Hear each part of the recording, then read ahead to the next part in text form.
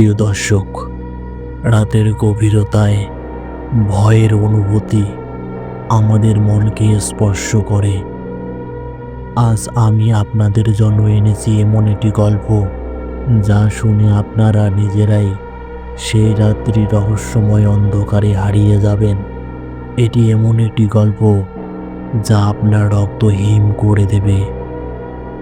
তাই লাইট বন্ধ করুন এবং গল্প শুনতে প্রস্তুত হন, কারণ আমরা এখন প্রবেশ করতে চলেছি সেই ভয়ঙ্কর রাস্তায় যেখানে অপেক্ষা করছে ভূতের গাড়ি।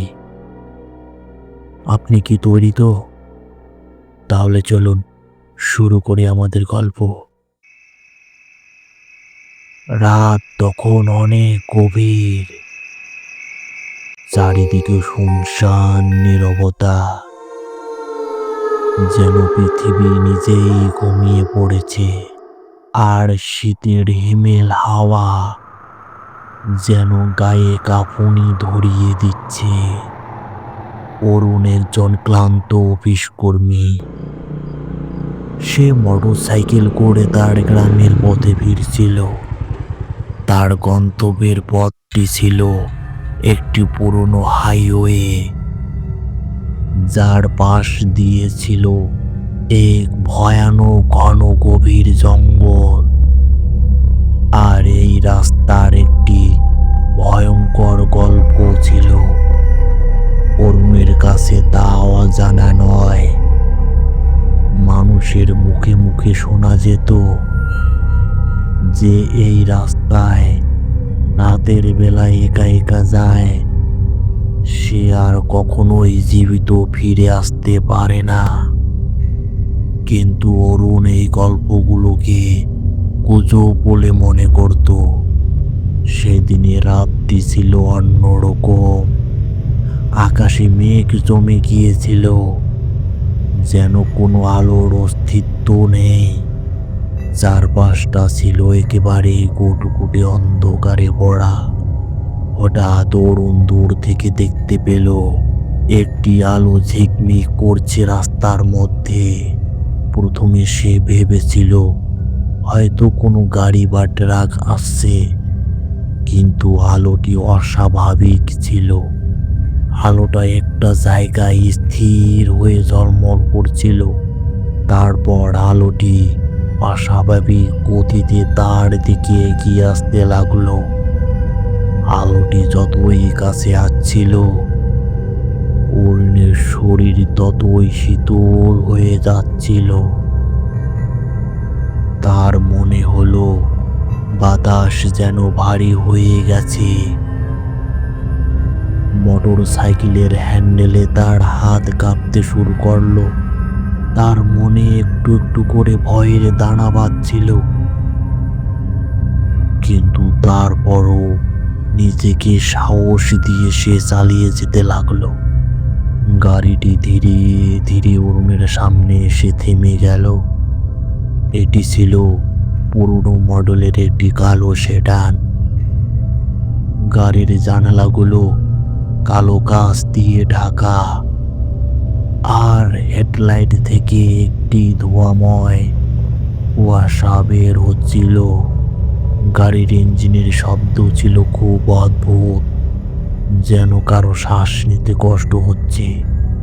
হঠাৎ গাড়িটির দরজা খুলে গেল, কিন্তু ভেতর থেকে কোনো যাত্রী বের হলো না। অরুণ স্পষ্ট শুনতে পেল তার নাম ধরে একটু মৃদু অথচ শীতল কণ্ঠে কেউ ডাকছে। তার শরীর যেন জমে গেল। ভয়ে সে মোটর সাইকেলটি চালিয়ে এগিয়ে যেতে চেষ্টা করলো, কিন্তু মোটর সাইকেলটি হঠাৎ বন্ধ হয়ে গেল। আর চারপাশের বাতাস যেন হিম শীতল হয়ে গেল। আর সেই ভয়ঙ্কর কণ্ঠে আবারও বলল, অরুণ থামো, আমাদের কথা শুনে যাও। অরুণ অসহায়ের মতো গাড়িটির দিকে তাকিয়ে রইল। তারপর হঠাৎ গাড়ি থেকে একটি ছায়ামূর্তি বেরিয়ে এলো। এটি মানুষের মতো, কিন্তু মুখটি ছিল অস্বাভাবিক বিকৃতি। তার চোখ দুটি যেন গর্ত হয়ে লাল আলো বিচ্ছুরণ করছে। তুমি আমাদের মুক্তি দিতে পারবে? সেই মূর্তিটি বলল। অরুণ কিছুই বুঝতে পারছিল না। তার জিভ, গলা শুকিয়ে কাঠ হয়ে যাচ্ছিল। মূর্তিটি ধীরে ধীরে তার দিকে এগিয়ে এলো, আর গাড়ির দরজা আবার খুলে গেল। চলো, তোমাকে দেখাতে হবে।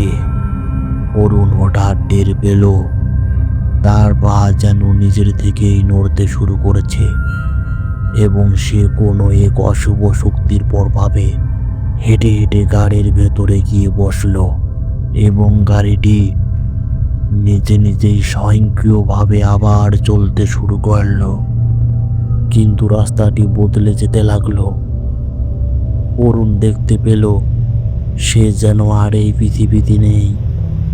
চারপাশে কুয়াশায় ঢাকা একটি ভিন্ন জগৎ। এখানে শুধু পুরনো ভাঙাচোরা বাড়ি আর মৃতপ্রায় গাছ। গাড়ির ভেতর হঠাৎ একটি মর্মান্তিক দৃশ্য ফুটে উঠল। সে দেখল একটি পরিবার সবাই চিৎকার করছে। গাড়িটি আগুনে জ্বলছে, আর সেই পরিবারটি সাহায্যের জন্য আকুতি জানাচ্ছে। সেটা দেখে অরুণ চিৎকার করতে চাইল, আমি কিছুই করতে পারি না। কিন্তু তার কণ্ঠস্বর বের হলো না। গাড়ির ভেতরে ছায়ামূর্তিটি বলল, আমরা এই রাস্তায় আটকে আছি, আমাদেরকে উদ্ধার করতে আসেনি। আজ তুমি এসেছ, আমাদেরকে মুক্তি দাও। অরুণ বুঝতে পারল এই আত্মারা তার সাহায্য চায়, কিন্তু কিভাবে? গাড়িটি হঠাৎ থেমে গেল, আর অরুণ নিজেকে একটি পুরনো পুড়ে যাওয়া গাড়ির ধ্বংসাবশেষের সামনে দাঁড়িয়ে থাকতে দেখল। সে বুঝতে পারল যে গাড়িটিতে সে বসেছিল সেটি ছিল একটি ভূতের গাড়ি। হঠাৎ চারপাশে শোনা গেল চিৎকার, করুণ হাজারি আর বিকট হাসি। সেই ছায়ামূর্তি অরুণের দিকে তীক্ষ্ণ চোখে তাকিয়ে বলল, তুমি মুক্তি দিতে পারোনি, এখন তুমি আমাদের সঙ্গী হবে। অরুণের দেহ ঠান্ডা হয়ে গেল। পরের দিন সকালে লোকজন তাকে রাস্তার পাশে অচেতন অবস্থায় পেল। তবে সেই রাতের কথা আর কেউ জানতে পারেনি। যারা তাকে দেখেছিল তারা বলে তার চোখে এখনো সেই ভয়ানক ঘটনার ছাপ স্পষ্ট। গল্পের শেষে একটি কথাই বলতে চাই, এই রাস্তায় সাবধান, কারণ ভূতের গাড়িটি এখনো কারো অপেক্ষা করে চলেছে।